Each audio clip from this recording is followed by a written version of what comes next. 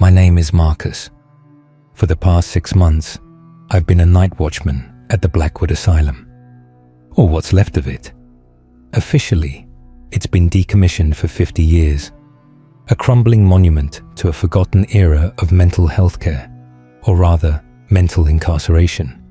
Unofficially, it's still very much occupied, and the patients, they never left. I took the job out of desperation. Bills, you know. The economy's a beast and a security gig. Even one with a reputation for being unusual pays better than most. The agency I went through, Secure Pro Solutions, barely blinked when I mentioned Blackwood. They just gave me a grim smile and a key card that felt unnaturally cold in my hand. It's quiet work, Marcus. The supervisor, a man with eyes that seemed to have seen too much, had told me. Just walk your rounds, check the perimeters, make sure no urban explorers or vandals get in. The less you interact with the facility's history, the better. He didn't need to elaborate. Everyone in town knows about Blackwood. The whispers, the legends, the screams. They say the doctors were worse than the patients, that unimaginable horrors took place within its stone walls. Lobotomies, electroshock therapy administered with casual cruelty, experimental treatments that left patients shells of their former selves. And then there were the disappearances, not just patients, but staff too. One day they were there, the next, a vacant room and a shrug from the administration. The place wasn't just shut down, it was abandoned, left almost as is, furniture decaying, files scattering, the very air thick with the residue of suffering. My first few weeks were uneventful, or rather, I tried to make them uneventful. I'd arrive at 10 p.m., clock in, and begin my rounds. The main hall is vast, echoing. Moonlight slices through grimy windows, painting shifting patterns on the dust-laden floor. The air conditioning, if you can call it that, is a phantom chill that settles deep in your bones, regardless of the season. Every shadow seems to writhe. Every creak of the ancient building sounds like a whisper, a moan, a shuffling step just out of sight. I had a routine. First, the ground floor, reception, the common areas, the old administrative offices. Then, the first floor, patient wards A and B, the recreation room, the kitchen. Finally, the upper floors, which were largely sealed off, deemed too structurally unsound for regular patrols. My instructions were clear. Just ensure the main access points are secure. If I heard anything from the upper floors, I was to log it, but not investigate. Leave sleeping dogs lie, Marcus, the supervisor had added, his voice low, especially if those dogs have been dead for decades. The sounds started subtly, a faint scratching from behind a locked door, like fingernails on wood. A distant, rhythmic tapping, like a head repeatedly striking a wall. At first, I rationalized it. Old building settling, rats, wind. But the building never settled quite like that, and rats don't tap with such chilling precision. Then came the voices, muffled at first, like conversations happening in another room. Indistinct. I'd pause, straining my ears, my heart thumping against my ribs. "Hello," I'd call out, my voice swallowed by the cavernous silence. Nothing, just the oppressive quiet, heavier than before, as if the very air was holding its breath, waiting for me to move. One night, I was checking the old cafeteria. Tables and chairs overturned, covered in decades of dust. A broken piano slumped in one corner, its keys yellowed teeth. I heard it then, clear as day, a low, guttural moan coming from the far end of the room, near the disused serving hatch. It was a sound of profound despair, a sound that could only come from a being in the depths flashlight beam cut through the gloom, darting to the source. Nothing, just shadows, deeper, more viscous than before. My breath hitched. I stood there, frozen, listening. The moan came again, this time closer, followed by a soft, wet, gurgling sound. I ran, not a full sprint, but a controlled, panicked retreat. I didn't look back. I just needed to be out of that room. When I reached the main hall, I leaned against a cold marble pillar, gasping for air, my mind racing. It's the wind, Marcus, just the wind. But the wind doesn't make sounds like that. And the air was still, heavy. The incidents escalated. I began to see things, fleeting glimpses out of the corner of my eye, a shadow detaching itself from a wall, moving with an unnatural speed before vanishing. A figure, pale and gaunt, standing in a doorway at the end of a long corridor, only to be gone when I turned my head directly to face it. The children's ward was the worst. It was on the first floor, just off Ward B. I always tried to avoid it, but my rounds sometimes took me past the warped wooden door with a rusty sign that read, "Juvenile Wing, Quiet Hours." One night, as I passed, I heard it, a faint, melancholic humming, like a lullaby, but twisted, off-key, sung by a voice that sounded impossibly young, yet ancient and broken. I stopped, my hand hovering over my radio, wondering if I should report it. Report what? A child's ghost humming? They'd think I was crazy. As the humming continued, I felt an inexplicable pull towards the door. My hand, as if guided by an unseen force, reached for the knob. It was cold, so cold it burned. I hesitated, my heart hammering against my ribs. A sudden, sharp shriek echoed from inside the room, cutting through the humming. It wasn't a child's shriek. It was a sound of pure, unadulterated terror. Too adult, too raw. I snatched my hand back as if burned, my mind screaming at me to run. I didn't go near that door again for weeks. The supervisor's words kept replaying in my head. The less you interact with, the facility's history, the better. But how do you not interact with a history that screams at you from the shadows, that manifests as icy breaths on your neck, that leaves residual chills long after you've left a room? I started carrying an old crucifix given to me by my grandmother.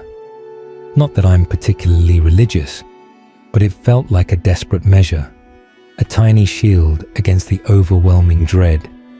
It didn't help. The presence in Blackwood didn't care about faith. It cared about despair. It fed on it.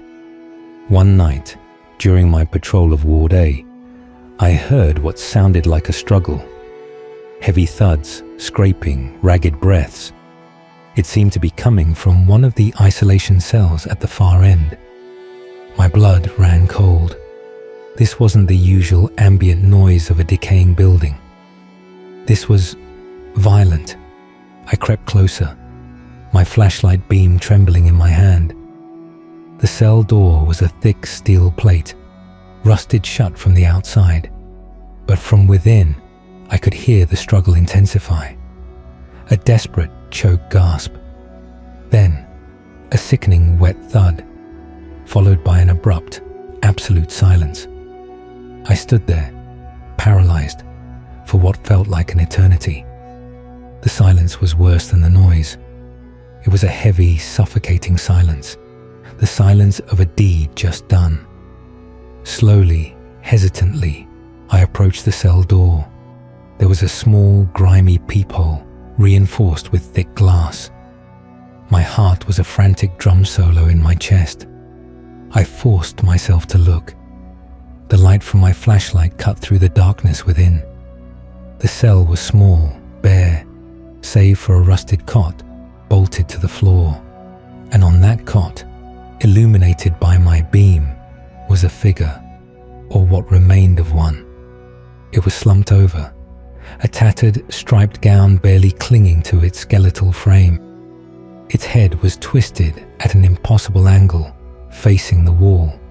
A dark, viscous stain bloomed on the floor beneath it. But what truly made me gag, made me stumble back, was the smell. The overpowering stench of decay mixed with something metallic and sweet. The smell of fresh blood, in a place where no fresh blood should exist. I gasped for air, stumbling back against the opposite wall. My mind screamed for me to run, to flee this cursed place and never look back. But I was frozen, rooted to the spot by a horrifying fascination. My eyes were still fixed on the peephole. As I watched, the figure on the cot began to move. Slowly, imperceptibly at first. The head, still at that unnatural angle, began to turn. My blood ran colder than the Blackwood air. It was turning to face me. I tore my eyes away from the peephole, my body screaming in protest. I turned and ran, not caring about routine, about protocol. I ran until I was out of the ward, until I reached the main hall, gasping, my chest burning. I collapsed onto the cold floor, trying to convince myself it was a hallucination, a trick of the light, a product of my overactive imagination. But the smell, the sickening metallic tang, still lingered in my nostrils, and the image of that twisted head slowly turning. It was seared into my mind. I started leaving the lights on, all of them. The few working fluorescent bulbs flickered erratically, casting long, dancing shadows. But it was better than the suffocating darkness. I carried my heavy-duty flashlight everywhere, my grip tight on its cold metal casing, as if it were a weapon. Sleep became a luxury I couldn't afford. Every night, I would come home, exhausted, only to lie in bed, staring at the ceiling, the sounds and images of Blackwood replaying in my mind. The moans, the whispers, the tapping, the shriek from the children's ward, the figure in the isolation cell. I tried to tell myself it wasn't real, but my own body betrayed me, trembling uncontrollably, sweat beading on my forehead. One morning, after a particularly harrowing shift, I dragged myself to the supervisor's office. He looked up, his eyes, those tired, knowing eyes, fixed on mine. "Marcus, you look like you've seen a ghost." "Worse," I rasped, my throat raw. I think the patients are still here." He leaned back in his chair, a faint, almost imperceptible sigh escaping his lips. "Blackwood has a history," he repeated, his voice low. "Some places, they hold on to things. Residue, echoes." "Echoes don't smell like fresh blood, sir," I blurted out, my voice trembling. "Echoes don't turn their heads and look at you through a peephole." He was silent for a long moment, his gaze unwavering. "Marcus," he finally said, his voice grave, "you're a good man. This isn't for everyone. We can find you another placement." "No." The word burst from me, surprising us both. A strange, twisted resolve had begun to form within me. I was terrified, yes, but a part of me, a morbid, fascinated part, felt drawn to the asylum, compelled to understand what was truly happening within its walls. "No, I need to understand. What is this place? What happened here?" The supervisor picked up a worn leather-bound file from his desk. It was unmarked. He opened it, revealing yellow documents, brittle with age. Blackwood wasn't just an asylum, Marcus. It was an experiment, a very dark one. He pushed a faded photograph across the desk, It showed a group of stern-faced men in white coats standing in front of the asylum. One man, in the center, had a particularly cruel, intelligent glint in his eyes. Dr. Alistair Thorne, the head physician. Brilliant, twisted. He believed he could cure all mental illness by stripping away the self, reducing patients to a blank slate, and then rebuilding them. But he didn't rebuild them into anything human. He rebuilt them into something else. He slid another document across. It was a series of meticulously kept patient records. Each entry was a descent into madness, but not the patient's own. It was the madness inflicted upon them. Lobotomies described with chilling detachment, followed by notes on behavioral modifications. Electroshock treatments administered far beyond therapeutic levels, described as energy realignments. And then the last entry for many of them. Subject unresponsive, released to other care. The phrase chilled me to the bone. They weren't cured, Marcus. They were broken. Their wills, their very souls, shattered. And Thorne believed that in that fractured state they became receptive. To what, he never fully detailed. But there were rumors, whispers of rituals, of ancient texts, of entities invoked to fill the void he created within his patients. The supervisor paused, his gaze meeting mine. He didn't just break them, he opened them. And when Blackwood was finally abandoned, it wasn't because of a lack of funding or a change in policy. It was because the experiments went too far. Something got loose. He closed the file. The patients, Marcus, aren't just echoes. Some of them, their fragmented essences, their tormented souls, became conduits, vessels for what Thorne brought into this world. They are still here, trapped, but not alone. And the entity or entities that linger in Blackwood, they feed on the residual suffering and on any new fear they can generate. I went back to Blackwood that night with a new kind of terror, a deeper, more profound dread. Before, it was the fear of the unknown. Now, it was the fear of the known. I was guarding a cage, and the beasts within were not just ghosts, but something far more insidious. Something that had been invited, nurtured, and now owned the very fabric of the asylum. My rounds became a nightmare. Every sound was a deliberate act. Every shadow held a specific menace. I started noticing things I hadn't before.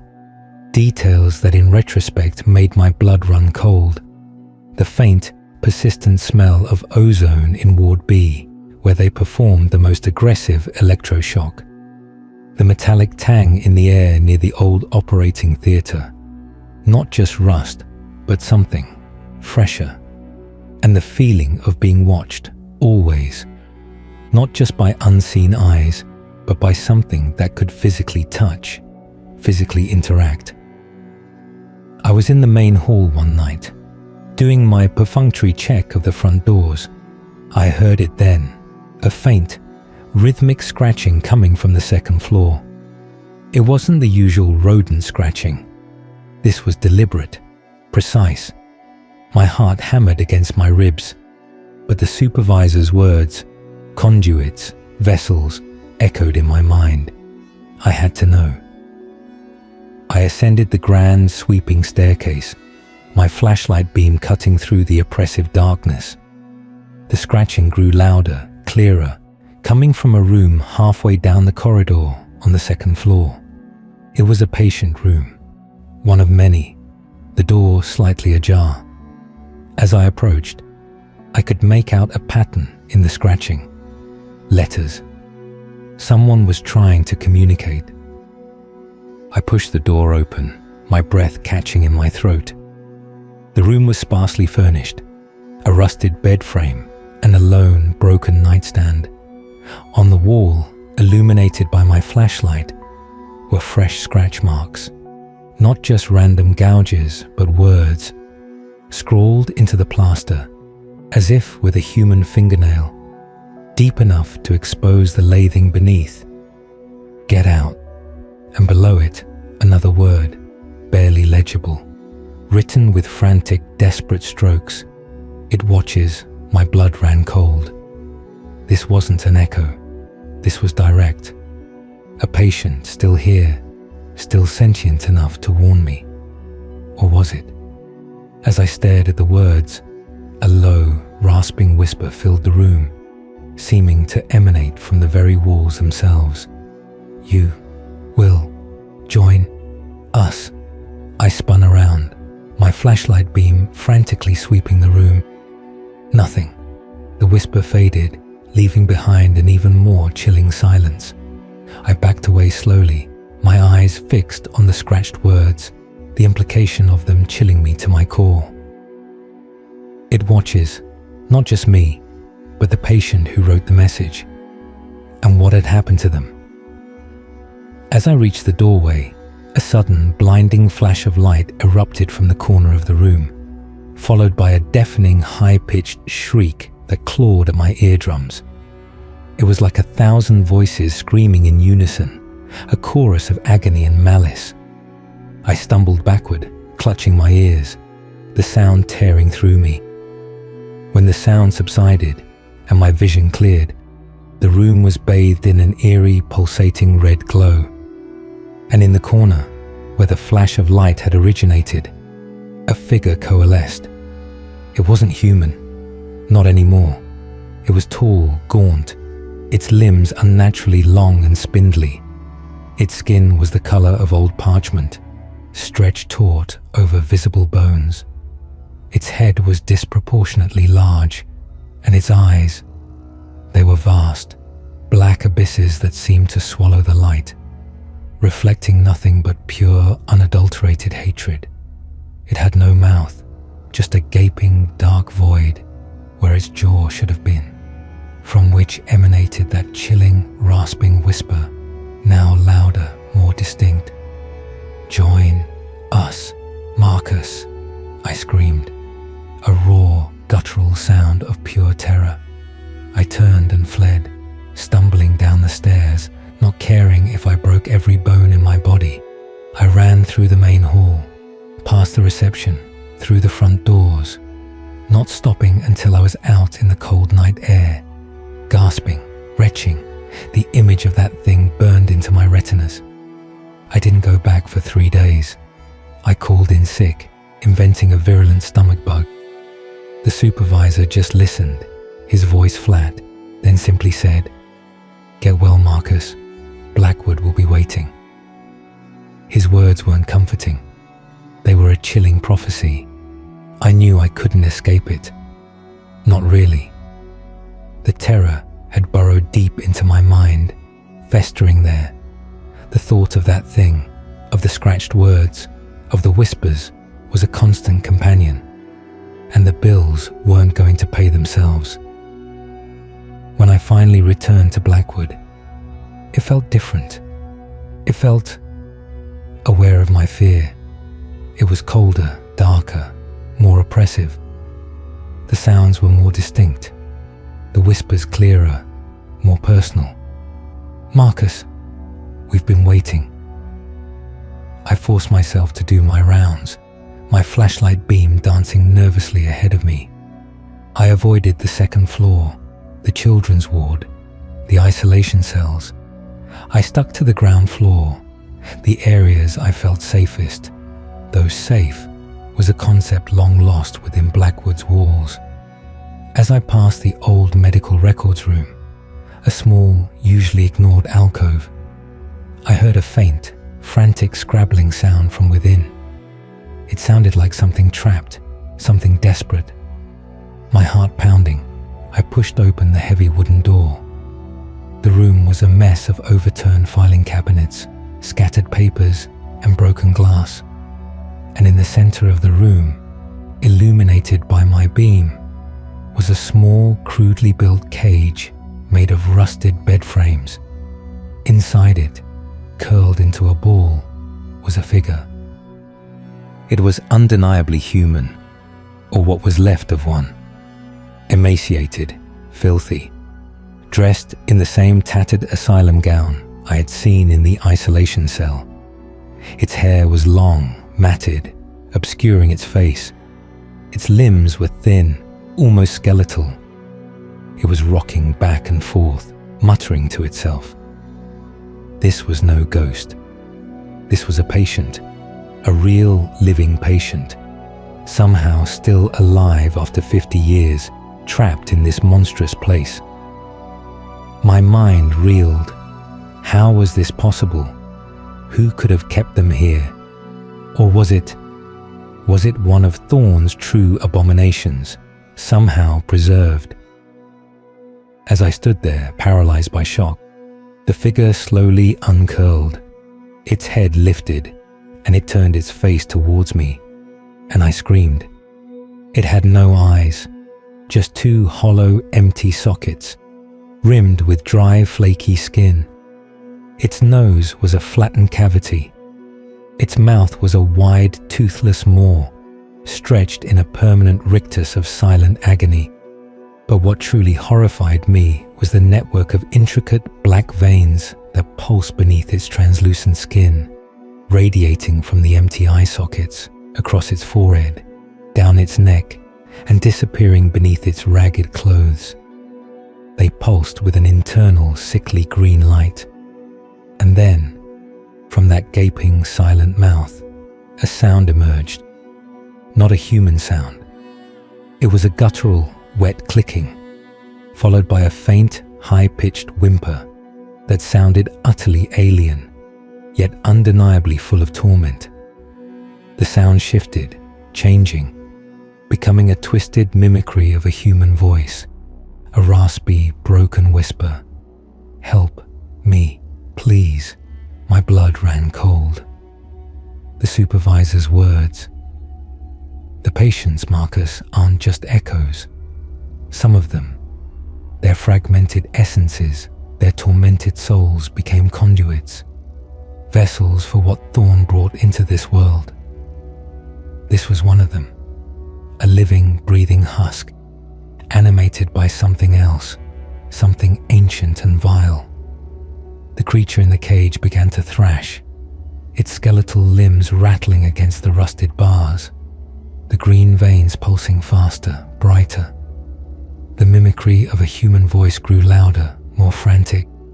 "It wants you too. It wants everyone."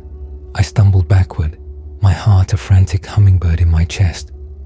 The air in the room grew heavy, thick with a tangible malice.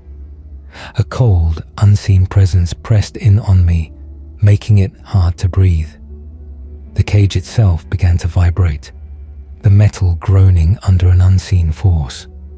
The pulsing green light intensified, filling the small room with an unearthly glow, casting grotesque, shifting shadows on the walls. From the dark corners of the room, other shapes began to emerge, not fully formed, but indistinct, swirling masses of shadow, each one seeming to coalesce around a faint, pulsating green light, mimicking the veins on the creature in the cage. They were forming, taking shape, surrounding me. I could hear the whispers again, a chorus now, emanating from the swirling shadows, from the very walls. "Join us, Marcus, become one of us." I knew with a terrifying certainty that these were the others, the patients who had been released to other care, their fragmented souls, their tormented essences, now bound to these entities, and they wanted me. They wanted to add my fear, my despair, my very self to their horrifying collective. I turned and ran. I didn't stop. I ran through the asylum, ignoring the whispers that chased me, the phantom hands that seemed to reach out from the walls, the chilling laughter that echoed from unseen corners. I burst out of the main doors into the merciful darkness of the pre-dawn night, and I didn't look back. I'm writing this now, from my apartment, the sunrise painting faint streaks of orange across the sky. My body aches, my throat is raw from screaming, and my mind feels like it's fraying at the edges. I haven't slept. I probably won't sleep for a long time. I know I can't go back to Blackwood Asylum, not ever.